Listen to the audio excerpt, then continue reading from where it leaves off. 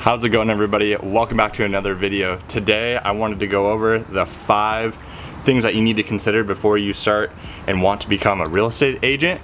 But first, we're actually at a buyer's listing right now that I'm helping my friend out, Jeff. He's the mentor, and that way let's get inside and then we can talk about it more from there. Okay, the first thing that pertains to today's video is actually what's going on right now and why I'm back at this house when I was just here, sitting here for 4+ hours during the inspections yesterday, is that you need to be on call 24/7.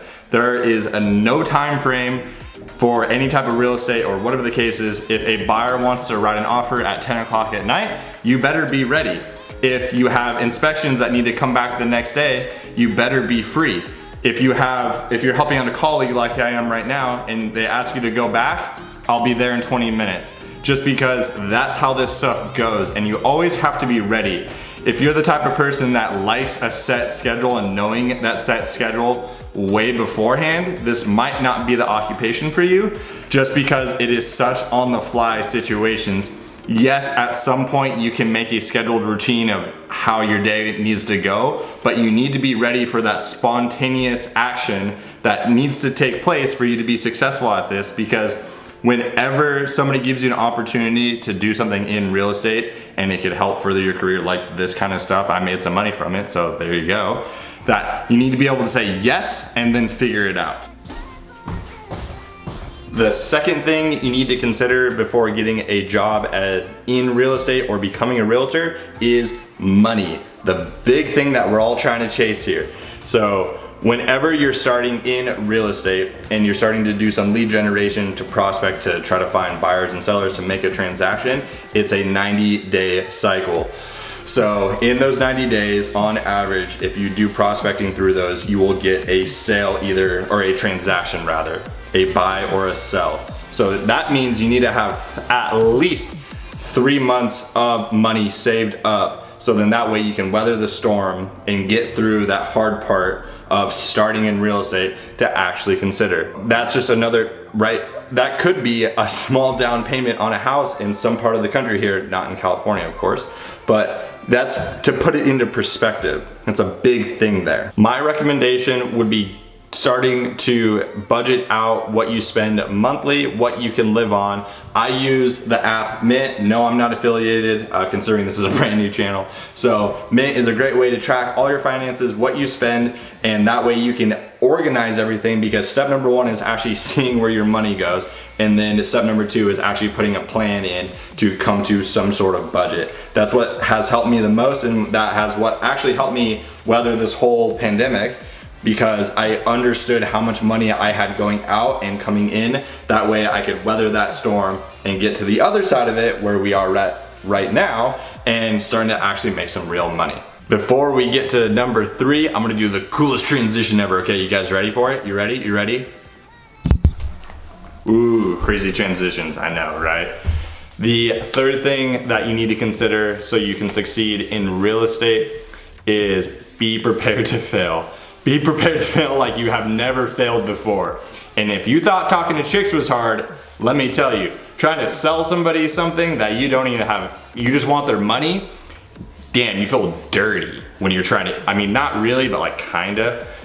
Just be prepared to fail. You're gonna try so many things. You're gonna think you're good at talking. You're gonna think you're good at with your words and things like that. And it's just gonna be a train wreck. And I mean, I promise you, it is okay, because what happens when you fail, what happens when you make mistakes, is that you learn. You learn, you learn, you learn, right?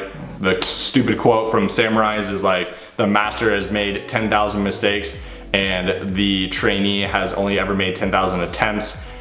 Yeah, I made that up. But you get the point, is that you need to go, and perfect your craft and not expect too much in the beginning, because yes, who's gonna wanna go with a new real estate agent, right? Nobody. So you have to find your niche, your credibility, if that's being on a team, so then you have somebody that is helping you. If you're actually good at investment properties or selling or whatever the case is, find that niche, and that way you can proceed to go further with it and actually come off with some type of confidence, because let me tell you, confidence is key at starting at stuff like this. So just be prepared to fail and be prepared to learn a lot. Okay, the fourth thing you need to do and consider before you want to succeed in real estate is understanding who you are as a person, because personality and style will lead you where you want to go to be the most successful at real estate the fastest. Because if you're somebody that likes, for example, analytical numbers, going over all the data, showing data, things like that, and that might lead you towards more of a real estate investment type of situation, just because it's a lot of analytical number based. Investors don't really care about your personality. They don't care how hard you're gonna work for them. If you can meet their bottom line for dollars, that's all that matters.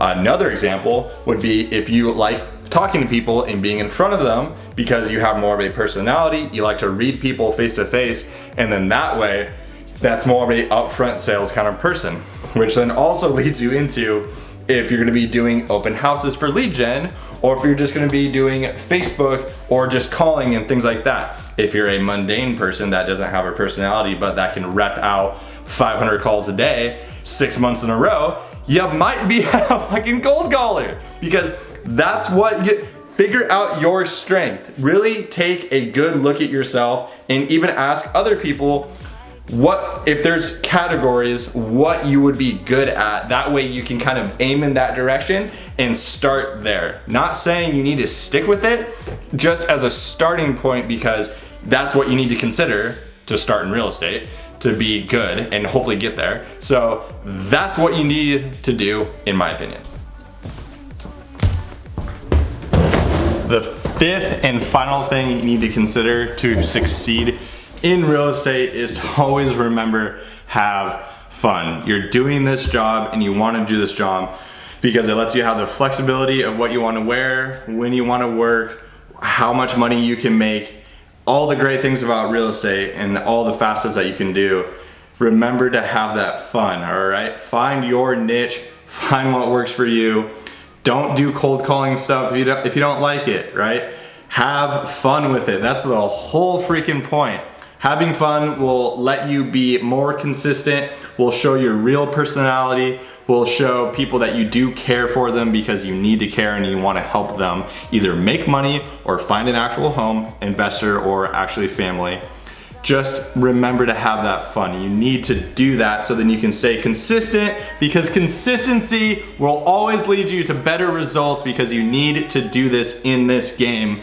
Always have fun, guys. Make videos like this, right? Whatever your jam is, try it out and do it. Have fun.